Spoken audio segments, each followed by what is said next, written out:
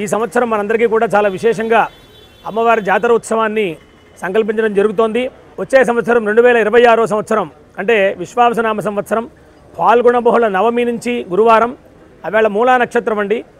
12వ తారీఖు మార్చి 2026 గురువారం రోజుని మూలా నక్షత్రంలో అమ్మవారి యొక్క జాతర మహోత్సవాలు ప్రారంభమవుతాయి. అక్కడి నుంచి ప్రారంభించి 27వ తారీఖు శుక్రవారంతో సమాప్తవుతాయి.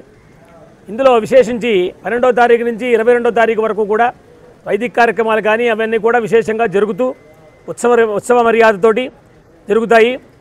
22వ తారీఖు ఆదివారం రోజుని నైవేద్యాలు గ్రామత్వేన అందరూ కూడా నైవేద్యాలు పెట్టుకోవడం అన్నీ కూడా చేస్తారు. తరువాత 27వ తారీఖు శుక్రవారం రోజుని భారీ కుంభ నివేదన అలాగనే అమ్మవారికి విశేషమైనటువంటి ఆ అర్చనాదులన్నీ కూడా చేసి మహాన్నదానం చేయాలి అనే సంకల్పం. విశేషించి ఈ 15 రోజులు కూడా దైవోత్సవానాం మధ్యే మనుష్యోత్సవం నకర్తవ్యమని శాస్త్రం. ఏదైనా ఉండేటువంటి గ్రామదేవత కాబట్టి అమ్మవారు ఈ చుట్టుపక్కల ఉండేటువంటి మనందరినీ కూడా రక్షిస్తున్నారు. కాబట్టి ఇలాంటి విశేషమైనటువంటి జాతరోత్సవాలు జరిగినప్పుడు మన ఇళ్లలో జరిగేటువంటి శుభకార్యాలు కొంచెం దాన్ని సవరణ చేసుకుని వాయిదా వేసుకుని ముందుకు వెళ్ళడం కానీ ముందుకు రావడం కానీ చేసుకుని దాన్ని సమన్వయం చేసుకోవాలి ఉండేటువంటి పునర్జనులందరూ కూడా. కాబట్టి ఈ రోజుల్ని అమ్మవారి విశేషంగా తీసుకుని ఆ వార్షికోత్సవంగా కూడా తీసుకుని దీన్ని జాతర మహోత్సవాన్ని జరిపించాలని ఇప్పుడే మన ఎమ్మెల్యే గారు చెప్పారు.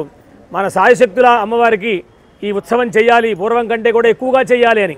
పురజనులందరూ కూడా విశేషంగా పాల్గొవాలి.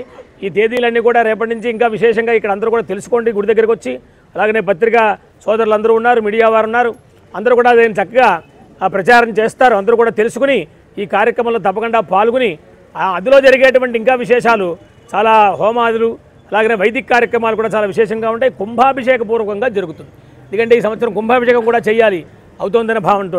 కాబట్టి అటువంటి కుంభాభిషేక పూర్వకమైనటువంటి ఈ శతచండీ యాగము, ఎందుకంటే అమ్మవారికి శక్తి ధారపోస్తే మళ్ళీ మనందరం కూడా అమ్మవారి దగ్గరికి వచ్చి ప్రార్థనాపూర్వకంగా ఆ అనుగ్రహాన్ని పొందుతాం.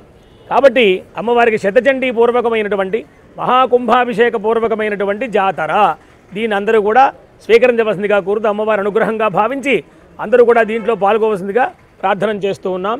నమః పార్వతీపతయే హర హర మహాదేవ్. బలుసులమ్మ తల్లికి జై.